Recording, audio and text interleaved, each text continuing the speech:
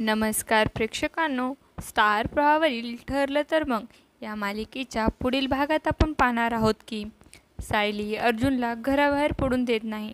अर्जुन काहीतरी कारण काढून घरावर जाण्याचा प्रयत्न करतो तेव्हा सायली त्याला रोखते आणि सांगते, आजी आणि आईचं जरी लक्ष नसलं तरी माझं लक्ष आहे.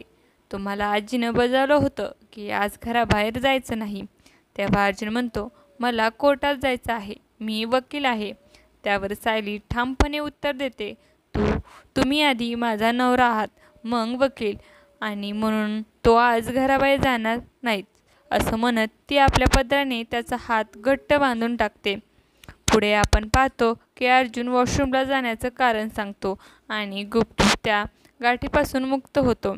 सायलीला तो सांगतो, सायली, मी असं घरात राहू शकत नाही. तडक आपली बॅग घेऊन घराबाहेर निघून जातो. सायली त्याला थांबवण्याचा प्रयत्न करते पण अर्जुन थांबत नाही. हे पाहून पूर्ण आजी हसतात. सायली नाराज होऊन पूर्ण आजीला म्हणते, बघितलं ना, त्याने माझं काहीही ऐकलं नाही.